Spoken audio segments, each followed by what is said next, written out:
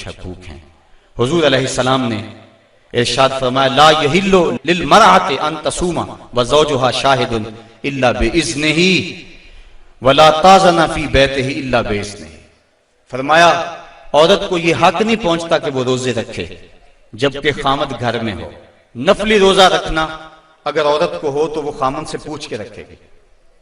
खामद की इजाजत और इज़्न के बगैर औरत रोजा भी नहीं रख सकती, क्योंकि खामद की रिजा का हासिल करना औरत के लिए बेहतर नफली इबादत है। इसलिए अगर खामद राजी नहीं है तो रोजा ना रखे, राजी है तो रख ले।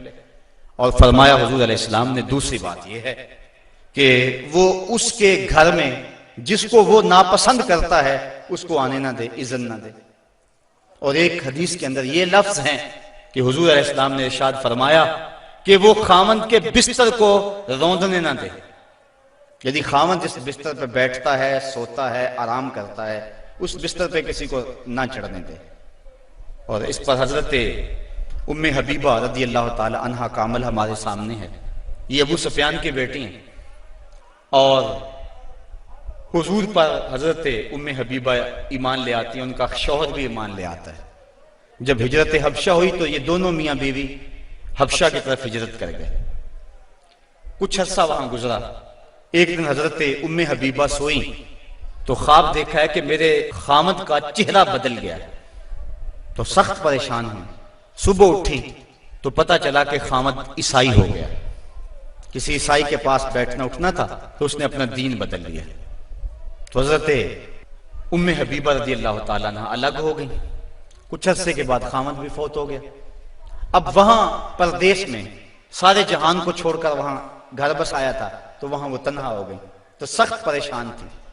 आका करीम अलैहिस्सलाम ने हबशा के हुक्मरान नजाशी के जरिए हजरत उम्मे हबीबा रदी अल्लाह ताला अन्हा को पैगाम निकाह भेजा। नजाशी ने एक लौंडी भेजी के जाके उम्मे हबीबा को कहो कि अल्लाह के नबी तुमसे निकाह करना चाहते हैं। अब हजरत उम्मे हबीबा की ज़बानी अगली कहानी सुनिए। कहती है, मैं घर में बैठी हुई थी कि बाहर दरवाजे पे दस्तक हुई। मैंने दरवाजा खोला तो एक खातून खड़ी थी। मैंने उसको बिठाया तो वो कहने लगी, मैं नजाशी की समत से आई हूं, अल्लाह के महबूब सल्लल्लाहु अलैहि वसल्लम ने तुझे निकाह का पैगाम भेजा है। कहती हैं, एक लम्हे के लिए तो मैं हैरान हुई और फिर मेरी खुशी की इंतहा न रही और घर के अंदर जो कुछ मौजूद था उस वक्त मेरे पास, मैंने सब कुछ बतौर इनाम उस लौंडी को दे दिया। मैंने कहा मेरे मुकद्दर के हुजूर के निकाह में आऊं। फिर अल्लाह के महबूब अलैहिस्सलाम ने उनसे निकाह कर लिया। वो मदीना तशरीफ ले आए। अबू सुफियान उनको मिलने के लिए मदीना पहुंचे। हुजूर अलैहिस्सलाम की चारपाई बिछी हुई थी तो ये जाके बैठने लगे तो उन्होंने बिस्तर लपेट लिया। तो अबू सुफियान कहने लगा, रमला तुम्हें क्या हो गया? ये बिस्तर मेरे काबिल नहीं समझती हो या मुझे बिस्तर के काबिल नहीं समझती हो? तो हजरत उम्मे हबीबा कहने लगी कि ये बिस्तर अल्लाह के रसूल का है और मैं नहीं पसंद करती कि इसके ऊपर कोई मुशरक बैठे। तो कहने लगा अबू सुफियान कि तुम बड़ा बदल गई हो। फिर अल्लाह ताला ने उनको भी इस्लाम की बहारें अता फरमा दी।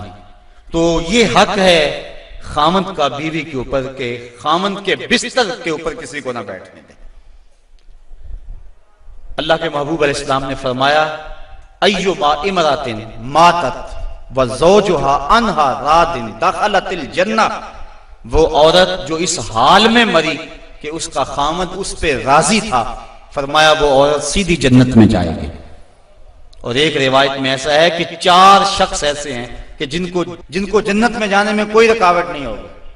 उनमें से एक वो शख्स जिसने अपने वालिदैन की खिदमत की और वालिदैन उस पर राजी हुए। दूसरा वो शख्स जिसके बाल बच्चे ज्यादा थे, ज़राए आमदनी थोड़े थे, लेकिन उसने बच्चों के पेट में हराम का एक लुकमा भी नहीं जाने दिया। तीसरा वो शख्स जिसने ऐसी पक्की तौबा की, गुनाहों की तरफ दोबारा पलटना उसके लिए इतना ही मुश्किल है जिस तरह थनों से निकले हुए दूध को वापस किया जाए। और चौथी वो खातून के जिसने अपनी सारी मोहब्बतें अपने खामद पे नछावर कर दी। और इस हाल में फौत हुई कि उसका खामद उस पर राजी था। फरमाया इन चारों को जन्नत में जाने से कोई भी नहीं रोक सकता।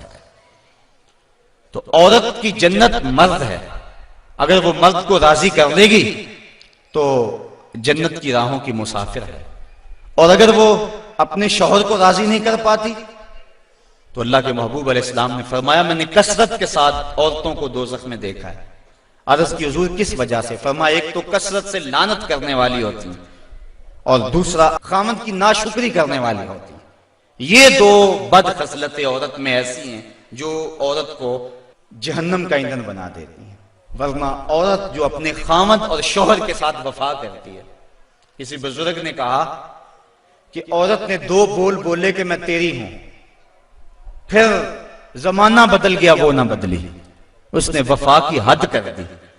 तो वो बुजुर्ग कहते जिस तरह औरत ने वफा की हद कर दी, अगर बंदा अपने रब से हद कर दे यूं वफा की तो अल्लाह कितना करम उसके ऊपर फरमाए।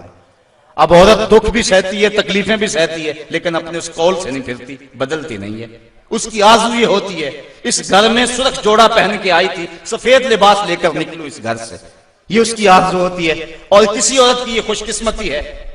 तो औरत अगर अपने खामन को राजी रखती है तो वो जन्नत की मुसाफिरा है, लेकिन अगर अपने खामन को नाराज कर देती है तो वो जन्नत की खुशबू भी नहीं पाएगी। इस हाल में मरे कि उसका शौहर उससे राजी हो जाए।